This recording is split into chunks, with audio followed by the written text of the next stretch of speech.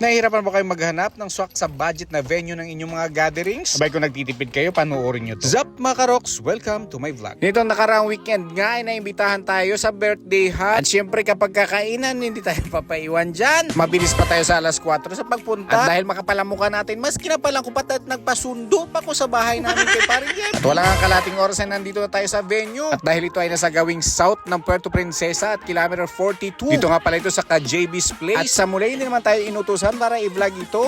Gusto ko lang talaga dahil wala ako may content. Gusto ko lang din talaga makatulong din para hindi na kayo mahirapan maghanap ng venue nyo. Nahiya pa nga ako dyan mag-video kasi marami ng tao. Pero takam na talaga ako sa mga nakikita kong food. Dahil hindi basta-basta nagluluto dito. At hindi naman sa pagmamayabang nagluluto dito ay isang chef. At dahil nasiwas ko muna yung aking hiya yun dahil marami ng tao. Abay naglatay-latay muna ako dito sa tulay. At nag-feeling vlogger na naman ako at that moment. At habang ako nga ay naglalatay-latay dito nakita ko aking mga tropang yaar. At mukhang naghahanap ng bibi. Bibiyakin. Joke lang, par. Yung nakakatuwalan sa lugar na to dahil pwede ka magduyan-duyan dito sa malapit ng dagat. Sayang nga lang dahil sa gabi lang yung high tide. Pero ito to kung gusto mo magmuni-muni, may duyan dyan. Dinala ko nga dyan yung aking inumi na pampalakas ng loob para kumain. Ba? Parang sarap-sarap tuloy manginas at magkuha ng saang. At ito na nga ipabalik na ako ng pangpang dahil naamoy ko na pwede na kumain. Alam nyo naman, pagdating sa kainan, lahat ng senses ko ay bukas. Common sense ko lang ang hindi. Pabalik na nga ako ng pangpang pero yung dalawang to hindi pa rin tapos sa kanilang hinahanap. Kaya nakid-join na rin ako para maghanap ng kung ano-ano dyan. Katunggan. Dito po tayo ngayon sa kilometer 22 sa south. 42. 42. 42.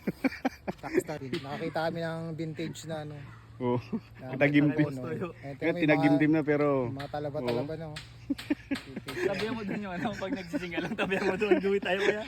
at tayo na nga, gabi na. Overnight nga pala kami dito, may dala kami mga tent. Actually sa lugar na to, pwede ka magpatayo ng tent at may dalawang villas din sila dyan para sa mga may kasamang chikitings. Yung nakakatuwa lang dito sa pool nila dito, sobrang lamig. Dahil galing di umano ito sa bukal. May pa bonfire din sila dito. Para habang nagbabanding, may pantipok ng lamok. Tapos na nga pala kaming kumain dyan, hindi ko na nabidyohan dahil nilantakan ko lahat. Nagsasiba ko natulala si Paring Jiki. At mukhang iniisip niya na baka nag-take out na naman ako. Dahil sabi niya may dala akong laptop, lapad na tupperware.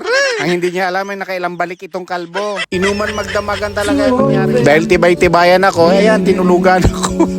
Wearing all the faces, said goodbye to places they need. So dahil tinulugan na ako, natulog na rin ako hanggang kinabukasan. Sa sobrang kalasingan, hindi na ako nakapagpatayo ng aking tent. Ginawa kong kumot, binaligot-baligot ko sa katawan ko ang tent. Katawan ng Diyos, nagising pa rin ako. Nagkikape, ang kapal ang mukha ko dyan. Timpla ng, syempre, self-service tayo dyan. Alang iasa pa natin kay Par JK, baka masikmuraan tayo sa likod. Dahil maaga pa nga siya nag-prepare ng aming breakfast. At syempre, wais tayo, wala tayong maitulong. Kunwari, video-video tayo dyan, habang nagkakape si nanay. Tapos kunwari, paligwin tayo dyan, paligwin. Punta tayo doon sa bye-bye. Ganito talaga ginagawa ko kapag alam ko may naginagawa yung iba, ako paligwin. Hindi nyo alam kung anong paligwin? GMG. Google mo, joke lang. Paligwin meaning umiiwas ka sa kung anumang gawain. Relate na relate yan yung may mga anak na tamadan. Sabot pang relenggo na daw mga itsura. Joke lang. Parang natitim tuloy ako maligo dahil wala akong ligo kagabi. Hindi rin ako nag-toothbrush. Lasing eh. Ayot, hindi ko nga talaga natiis eh. Nilublob ko na rin ang sarili ko dyan sa pool. Pool na bukal. Ano yan? Para siyang infinity pool. Yung lugar pala na ito naka JB's Place for only 3,000 buong araw, buong gabi. Iyong lugar na yan. Napaka-spacious. Friendly rin yung may-ari at saka friendly rin yung mga nandiyan na nagtatrabaho. May signal din dyan. Ay, tapos na pala itong video. Bye mo na, bye.